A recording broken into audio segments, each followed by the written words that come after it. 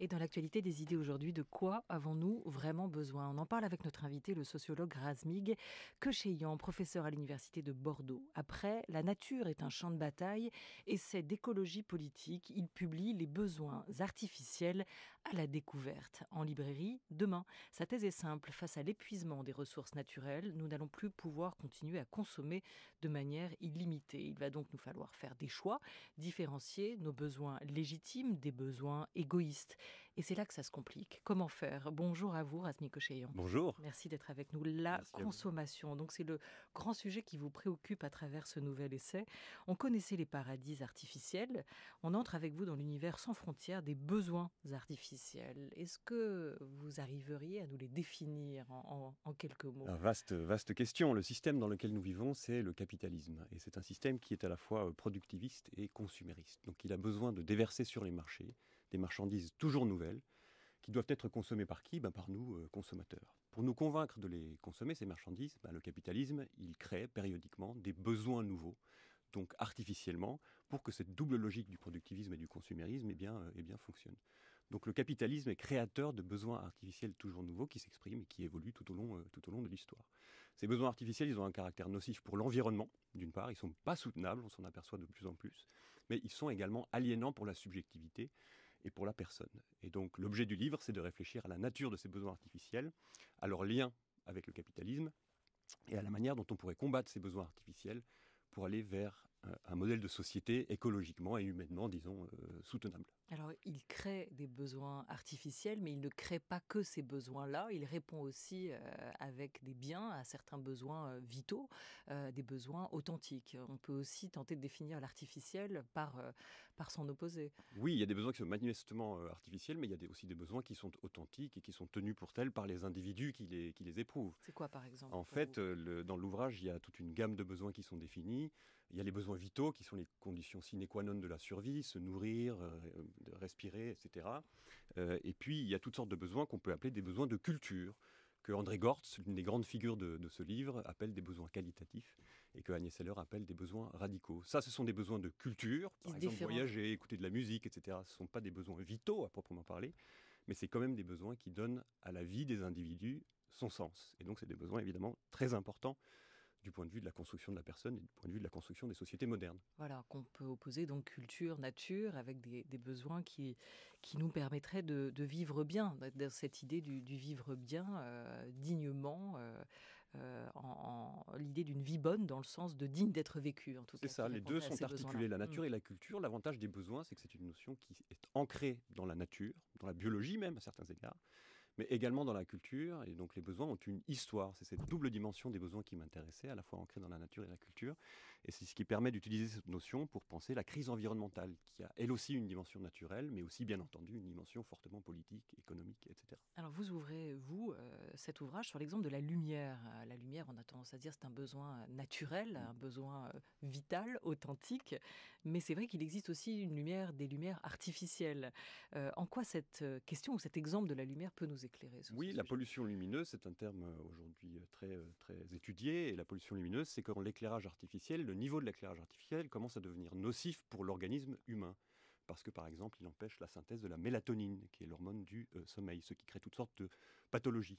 Donc la question que ça soulève, c'est quel degré de luminosité artificielle on a besoin dans le cadre des sociétés modernes pour continuer à vivre comme nous souhaitons vivre, et quel degré, au contraire, d'obscurité, de quel degré d'obscurité on a besoin pour que ces pathologies disparaissent et que la vie redevienne soutenable sans ces pathologies et qu'elle devienne soutenable également pour les écosystèmes.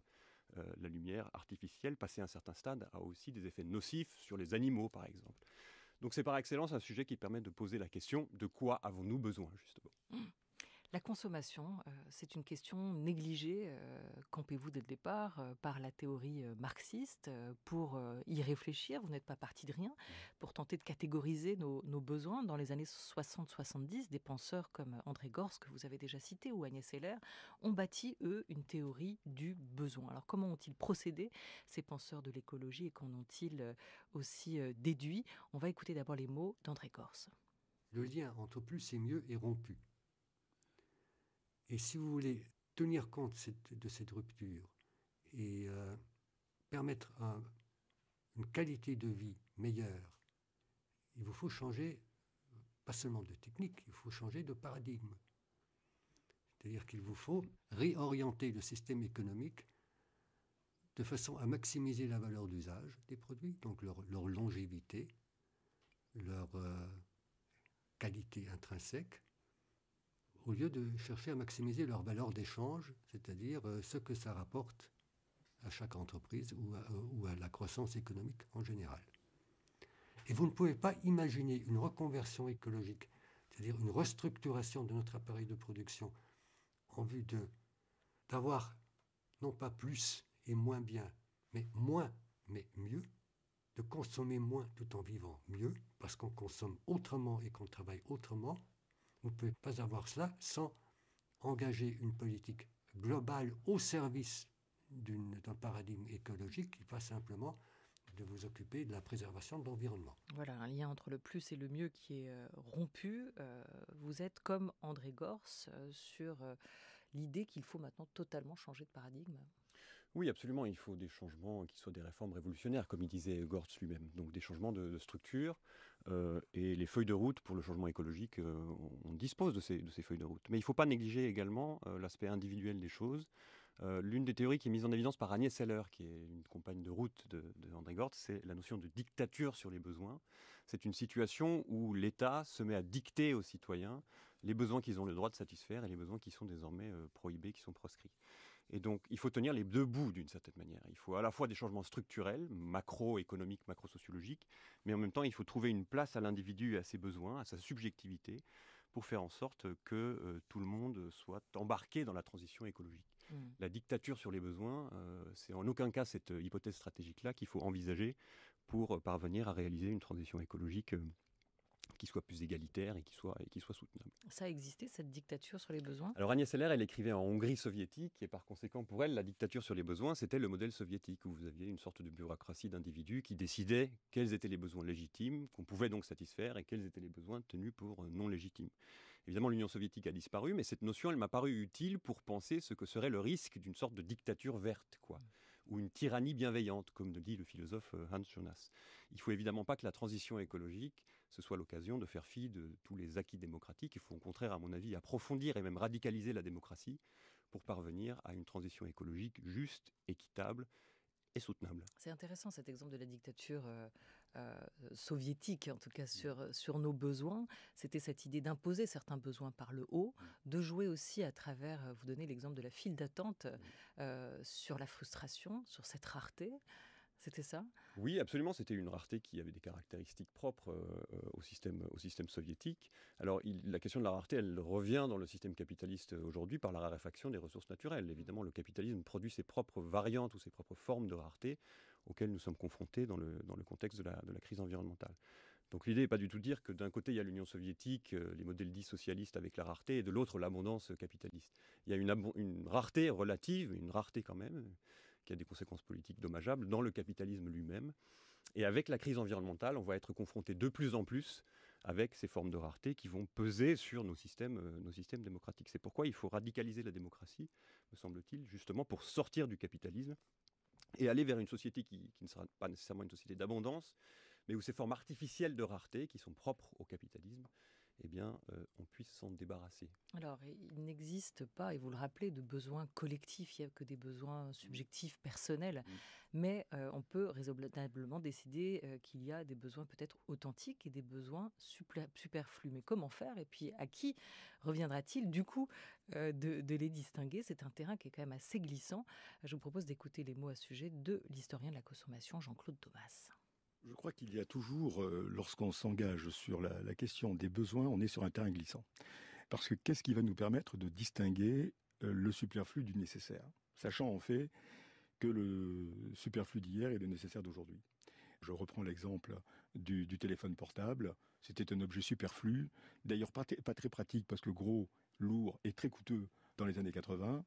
Aujourd'hui, l'objet s'est totalement banalisé. Et il est devenu un objet qui fait partie de notre panoplie d'objets quotidiens les plus nécessaires. On pourrait dire la même chose pour d'innombrables objets qui ont commencé leur carrière comme objets de luxe, chers, réservés à une minorité, qui se sont progressivement démocratisés et qui sont devenus des objets que tout le monde possède aujourd'hui. Alors, si on se pose cette question, comment distinguer le superflu du nécessaire? Je pense que c'est à peu près impossible, dans la mesure où le besoin n'est pas une réalité naturelle, c'est quelque chose, c'est une réalité historique et sociale, qui est différente d'une société à l'autre, différente d'une époque à l'autre, différente d'un groupe social à un autre. Et d'autre part, faire le choix, enfin la discrimination entre besoins superflus et besoins nécessaires, imposerait l'existence d'une autorité capable de faire ce choix. Et le problème est qu'on glisse tout doucement vers un État despotique. Voilà, alors plusieurs points abordés là. Le téléphone portable pour vous, par exemple, superflu ou nécessaire, artificiel ou authentique aujourd'hui? Ça dépendra de l'évolution de la structure du téléphone portable en question. Il n'y a pas de raison de l'exclure par principe. Ça dépendra du fait de savoir si un téléphone portable durable, respectueux des écosystèmes, est possible ou pas. Et ça dépend en partie d'avancées technologiques. Donc l'argument n'est pas d'exclure par principe certains types d'objets par ce qui serait par principe impossible à rendre écologiquement soutenable. Donc ça veut dire qu'on définit l'importance ou l'authenticité, d'un objet, d'un bien, par son contenu, son contenant, la manière dont il est produit, dont il est fait, que pour sa finalité ou sa fonction. Oui, et on le définit aussi politiquement. On décide collectivement, alors se pose la question de la souveraineté écologique, évidemment, mais on décide collectivement que tel besoin, par exemple, on va continuer à le satisfaire et que tel autre, on va renoncer à le satisfaire. Je ne sais pas moi, par exemple, prendre un avion low cost pour aller passer un week-end dans la ville d'à côté, typiquement c'est un besoin qu'on va difficilement pouvoir continuer à satisfaire, tout simplement parce que écologiquement, ça n'est pas soutenable. Donc ça suppose d'inventer des formes de voyage nouvelles, non pas de renoncer au voyage, bien entendu, et même pas au tourisme, mais de réfléchir à des formes de voyage qui soient respectueuses des écosystèmes, des niveaux d'émissions de gaz à effet de serre. Et ça, c'est une décision qui est à la fois scientifique, mais qui est aussi fondamentalement politique, qui suppose l'exercice d'une forme de souveraineté écologique qu'il nous reste en effet à inventer. Ce n'est pas seulement la démocratie représentative, ça supposera d'autres institutions. Dominique Bourg parle par exemple d'une assemblée du futur, je l'évoque ça dans le livre, mais il y aura aussi, à mon avis, des formes de démocratie directe à l'œuvre qui viendront compléter le dispositif des institutions démocratique à l'époque de la transition écologique. Donc il faut compléter notre arsenal d'institutions démocratiques pour parvenir à effectuer une transition écologique à la fois respectueuse des écosystèmes, mais aussi égalitaire que possible et non aliénante. Alors ça, c'est le sujet difficile, l'aliénation, puisque qui définit l'aliénation? Est-ce que c'est l'individu? Est-ce que c'est collectivement? Évidemment, c'est forcément les deux. Ce qu'il faut, c'est inventer des médiations qui permettent d'articuler l'individuel et le collectif. Voilà, ça reste largement inventé. Ouais. Et c'est ce que vous disiez sur le capitalisme. Le progrès, le capitalisme nous a d'un côté offert un confort de vie qui n'existait pas avant. Il a aussi permis de démocratiser des pratiques jusqu'ici réservées à une poignée de personnes qui avaient les moyens de se les offrir. C'est le cas du voyage, typiquement de l'avion, aussi qu'on peut prendre. Mais il a aussi créé une forme d'aliénation, des besoins nouveaux dont on semble ne plus pouvoir se passer aujourd'hui. Si on prend un autre exemple, la voiture, la nouvelle voiture, à la fois, elle nous permet peut-être d'exister socialement, cette belle voiture scintillante d'une marque qui nous donne peut-être cette prestance sociale. Là, on sent l'artificialité du besoin, mais on peut aussi dire que les nouvelles voitures sont moins polluantes peut-être que les anciennes, que cette ancienne voiture qu'on essaye de faire vivre jusqu'au bout de sa vie tout en crachant des nappes de... Oui, après ça dépend du cycle de vie de la marchandise, comme disent les économistes. Il faut voir dans quelle mesure il vaut la peine de faire perdurer une marchandise polluante plutôt que de la remplacer par une machine qui est technologiquement plus à la pointe et qui permet de polluer moins. Ça, c'est des questions presque empiriques qu'il faut décider au cas par cas, en faisant ce que les économistes appellent des analyses du cycle de vie de la marchandise. Quels sont les moments de la vie de la marchandise qui sont les plus polluants? Est-ce que c'est la conception? Est-ce que c'est la production? Est-ce que c'est de la marchandise devenue déchet, etc. Ça, c'est vraiment des choses qu'il faut définir au cas par cas. En France, des institutions comme l'ADEME, par exemple, l'Agence de l'environnement et de la maîtrise de l'énergie, font des analyses du cycle de vie des marchandises, que je cite à plusieurs reprises dans le livre, et qui sont tout à fait passionnantes pour comprendre ce qui, véritablement, dans la durée de vie de la marchandise, est polluant précisément. Et évidemment, c'est pas toujours la même chose selon le type de marchandise considérée. L'artificialité d'une marchandise, c'est pas en soi un argument contre la marchandise. Il y a des choses artificielles qui sont merveilleuses, par exemple. Quoi? On peut vivre sans écouter de la musique, par exemple. La musique, en ce sens, c'est artificiel en un certain sens. Mais une vie sans musique, une vie sans cinéma, une vie sans voyage, l'artificialité, ça fait partie de la condition humaine, d'une certaine manière. C'est peut-être même ça qui la définit. Mais le problème qu'on a aujourd'hui, c'est qu'une certaine dose d'artificialité excessive n'est plus soutenable sur le plan de la durabilité des écosystèmes. Donc il faut parvenir à des arbitrages. Qui dit arbitrage dit souveraineté. Et la question pour nous aujourd'hui, c'est d'essayer de trouver quelle est la bonne forme de souveraineté politique pour faire ces arbitrages. La démocratie parlementaire, elle aura un rôle à jouer certainement. L'Assemblée du futur à la Demi-Bourg, elle aura certainement un rôle à jouer. Mais ce pourquoi je plaide aussi, c'est de formes de mobilisation à la base. Une démocratie directe basée éventuellement sur des formes renouvelées de conseils, à la fois de quartiers et de conseils de travailleurs, qui, dans le contexte de ce que certains appellent l'effondrement des écosystèmes, cela va donner lieu à une délibération sur les besoins à chaque niveau pertinent, à chacune des échelles pertinentes, quoi. Et qui tendrait vers quoi? Vers une consommation plus égalitaire? Oui, une maîtrise, déjà une maîtrise.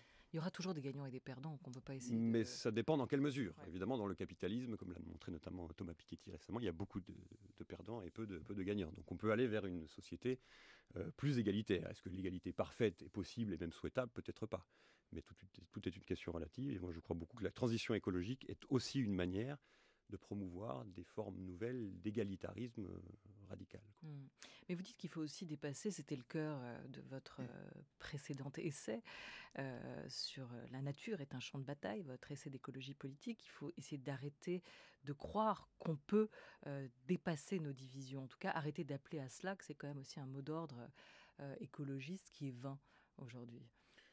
Oui, la transition écologique, ce sera un lieu de conflit, quoi. Il y aura des conflits parce que tout simplement, il y a des gens qui ont davantage intérêt au statu quo et d'autres qui ont davantage intérêt à ce que ça... Et la transition consumériste aussi, ce sera forcément absolument, un conflit. Absolument. Moi, je ne crois pas à un monde social sans conflit, sans lutte des classes en particulier. Et donc, il n'y a aucun doute sur le fait que le conflit existera. Mais le conflit, ça ne veut pas dire le conflit violent, armé. Je ne parle pas de ça. Une conflictualité politique, quoi. Le dissensus politique, si vous voulez. Et c'est le dissensus qui ensuite permet éventuellement aussi de passer des compromis. Il n'y a aucun problème. Mais l'appel à dépasser les divisions, et notamment la division gauche-droite qu'on entend souvent dans les milieux écologistes, à mon avis, est une voie sans issue parce qu'il y a au contraire besoin de conflictualité, de mouvements sociaux, de mobilisation collective à la base pour faire advenir une transition écologique à la fois qui soit soutenable et qui soit juste. Les marches pour le climat aujourd'hui sont dans la conflictualité. Dans une certaine forme de conflictualité qui n'est pas violente, mais c'est des mobilisations qui cherchent à obtenir un certain rapport de force avec les gouvernements, espérons qu'ils y parviennent. Et ce que j'appelle la conflictualité politique, c'est ça, la transition écologique, ce sera ça, forcément. Alors, c'est réapproprier, repenser ces modes de décision par le bas, par la délibération collective, mais est-ce que vous voyez dans tout ça aussi une place pour les pouvoirs publics, pour la puissance publique? Quel Bien rôle? sûr. Bien sûr, la mobilisation collective doit créer un rapport de force qui permet la régulation, notamment par la loi. Donc les pouvoirs publics, ils ont évidemment un rôle important à jouer. Une partie significative de la transition sera une transition basée sur des réformes et des régulations d'ordre légal. Mais derrière la loi, il y a le rapport de force politique, c'est ça l'élément important. Donc pour parvenir à la loi, il faut d'abord la mobilisation, en fait dans un même mouvement, la mobilisation collective qui permette d'imposer à ceux qui ont intérêt au statu quo, donc à la non-transition écologique, eh bien, les mesures qu'ils imposent. Il y aura forcément des perdants parmi les dominants, ça c'est certain, des perdants en termes de pouvoir économique et de pouvoir tout court, mais bien entendu que l'État a un rôle à jouer, notamment dans l'instauration d'un contrôle politique sur les processus productifs, quoi, et sur la maîtrise de la consommation. Mais ça ne peut pas être que par en haut, parce que si c'est que par en haut, ça donne lieu à une dictature sur les besoins. Je reviens au thème d'Agnès Heller. Une transition écologique qui serait uniquement par en haut serait oppressive en même temps qu'elle serait inefficace. Alors on va en venir au mode de régulation éventuellement. Juste le mouvement des Gilets jaunes, pour vous, c'était le début de cette révolte consumériste? C'est possible. Le mouvement des Gilets jaunes, c'est plutôt un mouvement qu'on peut lire à travers la notion d'inégalité environnementale. Enfin, l'idée qui était derrière ce mouvement, c'est que les riches polluent davantage que les classes populaires, et c'est pourtant aux classes populaires qu'on fait passer l'addition, quoi, sous la forme de ces taxes sur les carburants. Donc c'est plutôt la question des inégalités environnementales, me semble-t-il, plutôt que celle des besoins qui étaient à l'œuvre dans ce mouvement. Mais en même temps, on peut dire que le besoin de mobilité, qui était à la base, évidemment, le besoin de mobilité pour se rendre sur son lieu de travail, qui était à la base de la mobilisation des Gilets jaunes, la mobilité, c'est un besoin qui est essentiel pour beaucoup de gens, pour des raisons économiques, et par conséquent, on peut sans doute aussi faire une lecture de ce mouvement des Gilets jaunes à la lumière de la notion de besoin. Il faudrait creuser. Je n'ai pas vraiment creusé, mais il est certain que cette hypothèse pourrait être une hypothèse intéressante, permettant d'ailleurs de faire le lien entre les Gilets jaunes et d'autres types de mouvements qui existent aujourd'hui. Par exemple, le mouvement des associations de consommateurs, les mouvements consuméristes, bref, des associations que j'évoque aussi dans l'ouvrage. Oui, dont vous refaites l'histoire. On va y venir, justement. Avec nous jusqu'à 13h30, Razmig Kecheyan, à l'occasion de la parution de son nouvel essai à propos de nos besoins, les besoins artificiels, qui paraît à la collection Zone, à la découverte. C'est un des livres de la rentrée. France Culture, il est 13h16. France Culture, la grande table, Olivia Gesbert. On va essayer de revenir à l'histoire aussi de ces besoins, de la création de ces besoins avec vous, Razmig Kecheyan. Il faut rallonger notamment la durée de vie des biens. C'est ce que vous avez commencé à évoquer. Arrêter de créer sans cesse de nouveaux besoins. Comment tout ça a commencé ? Je vous propose d'écouter un extrait du film documentaire réalisé par Cosima Danoritzer, Prête à jeter.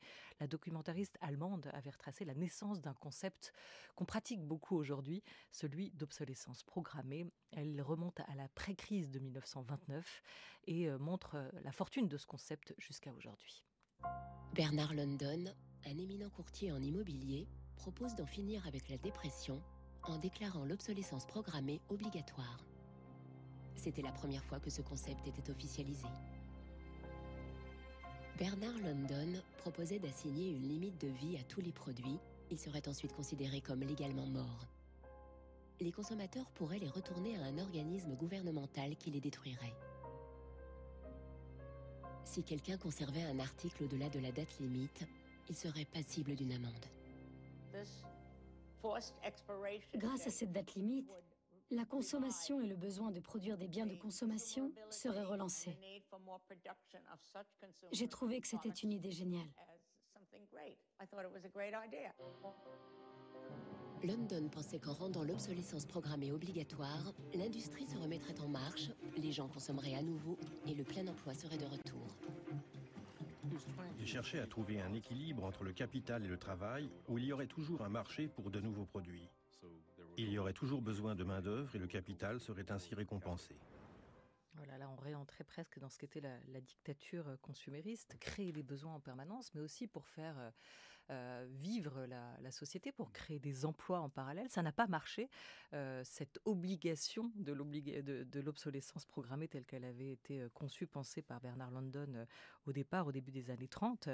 20 ans plus tard, on l'entend, l'idée ressurgit, plus obligatoire mais désirée. C'est ça qui a été construit, bâti par la suite. Oui, ce qui est bien avec Bernard London, c'est qu'il ne se cachait pas de vouloir instaurer une obsolescence programmée pour sortir de la crise. Aujourd'hui, l'obsolescence programmée, avec une vraie logique par les industriels, est une ouais. vraie logique, mais les industriels s'en cachent et il faut des associations comme l'association Alta à l'obsolescence programmée qui fassent des class actions, donc des actions de groupe, comme on dit en français, pour faire le procès de cette obsolescence programmée dans le cas des imprimantes, par exemple, quoi. Donc l'obsolescence programmée, c'est véritablement la pointe avancée de ce productivisme et de ce consumérisme qui consiste pour les industriels à délibérément raccourcir la durée de vie des marchandises. Et par conséquent, à favoriser le fait que des marchandises toujours nouvelles soient déversées sur les marchés, lesquelles marchandises doivent être consommées par nous. Et pour les consommer, eh bien, le capitalisme doit créer en permanence des nouveaux besoins, donc des faux besoins, des besoins qui sont artificiels. Donc on revient au début de notre discussion. L'obsolescence programmée, c'est aussi une conséquence de cette artificialité des besoins toujours nouveaux créés pour faire tourner la machine capitaliste, la machine productiviste et consumériste. Alors est-ce que des mesures ont été mises en place pour essayer de freiner ça ? Alors, la garantie, typiquement. Alors, il y a un ensemble d'associations emmenées par les Amis de la Terre et par le réseau Action Climat qui préconisent une augmentation de la durée de la garantie des biens à 10 ans, alors qu'aujourd'hui en France, c'est autour de 2 ans, 1 an, 2 ans. L'idée, c'est que 80% des objets sous garantie sont ramenés pour être réparés par le possesseur de la marchandise quand la marchandise est encore sous garantie. Quand la garantie est arrivée à son terme, ça tombe à moins de 40%. Donc les marchandises sont d'autant plus réparées qu'elles demeurent sous garantie. Plus vous augmentez la durée de la garantie, si vous passez de 2 à 10 ans, et plus par conséquent, la tentation du consommateur sera, eh bien, non pas de jeter sa marchandise, mais d'aller la faire réparer. Et de ce fait, on ralentit considérablement le rythme des mises sur le marché de marchandises toujours nouvelles. C'est une manière de stabiliser le système des objets, d'une certaine façon, que d'augmenter la durée de vie des objets par la garantie. La garantie, les garanties légales, ça a l'air de rien, ça a l'air d'être tout à fait anecdotique, mais en fait, c'est un puissant levier pour rendre les objets durables et faire en sorte de ralentir cette double logique productiviste et consumériste qui est caractéristique du capitalisme à toutes les époques, mais à notre époque davantage encore qu'auparavant. Il y avait eu notamment un allongement de cette durée minimale de garantie à 2 ans de mémoire oui, dans la loi, c'était la norme européenne. la loi En fait, Hamon. En France, on Ouais. était en dessous de la norme européenne, et puis avec la loi Hamon On était de à combien 2016, avant? ça dépendait des types de marchandises, mais c'était autour d'1 an, je crois. Je ne sais plus exactement, il faudrait voir. Et donc, il y a une mise aux normes avec la loi Hamon un alignement sur les pays européens. Mais là, ce qui est préconisé par les Amis de la Terre et leur groupe d'associations, c'est quelque chose de beaucoup plus radical. C'est de 10 passer ans. de 2 à 10 ans. Mm. C'est considérable, ça a l'air de rien. Et d'ailleurs, les industriels s'y sont pas trompés. Ils se sont opposés à cette mesure bec et ongle. Parce qu'évidemment, ils ont intérêt à une mise sur le marché constante, toujours plus rapide, toujours accélérée, de marchandises nouvelles, parce que c'est la logique du taux de profit et que c'est la logique de la concurrence qui prédomine dans notre système capitaliste. Donc ça, c'est véritablement une lutte sociale qu'il faut soutenir, quoi. Ça a l'air de rien, la garantie. Non, c'est ça qui est intéressant. Ça a l'air de rien, mais vous racontez aussi comment c'est pas si simple en fait à mettre en application aussi. Et on en revient au changement de paradigme évoqué par André Gors au début de l'émission. Il faut passer d'une société du tout jetable, conçue comme telle aujourd'hui, à une société du tout réparable, ou une société de la réparation. Oui, absolument. Et donc, il faut que les marchandises soient réparables. Aujourd'hui, de plus en plus, les marchandises il faut des ne le sont réparateurs pas. pour les réparer aussi. Exactement. Il faut aussi des réparateurs qui soient capables de les réparer. On constate une évolution dans la nature même, dans l'ontologie, pour ainsi dire, des marchandises, qui est que de plus en plus, elles sont non réparables. Elles sont par exemple monoblocs. Donc, vous n'arrivez pas à les démonter et à les remonter avec 1 ou 2 composants supplémentaires pour rendre à l'ensemble sa durée de vie, une durée de vie plus longue. Donc il faut non seulement augmenter la durée de la garantie, mais il faut aussi revenir à des objets qui sont démontables et réparables, donc changer la nature même, je veux dire concrète, matérielle des marchandises. Et le changement de paradigme que vous évoquez, et qu'évoquait Gortz, il passe aussi par une réflexion sur la nature des marchandises, sur c'est quoi ces marchandises qui nous entourent, pourquoi ne sont-elles pas réparables, et pourquoi l'obsolescence est-elle la règle dans le système capitaliste. Et alors pourquoi elles ne le sont pas ? Pourquoi elles ne le sont pas ? Parce que le productivisme et le consumérisme. En d'autres termes, le système capitaliste vit sous la dictature du taux de profit et de la concurrence. Et donc c'est pour ça que toute écologie sérieuse, d'une certaine manière, est anticapitaliste. En ce sens qu'elle doit soumettre à critique le système lui-même, le capitalisme, sous sa forme industrielle en particulier, qui a conduit à la crise environnementale dans laquelle nous nous trouvons. L'écologie, c'est pas quelque chose de séparé de la critique du système économique dans lequel nous vivons. Au contraire, il faut que les deux soient conjoints, soient liés. C'est vraiment le système dans lequel nous vivons qui doit être dépassé pour trouver des solutions durables à la transition écologique. Évidemment, c'est facile à dire.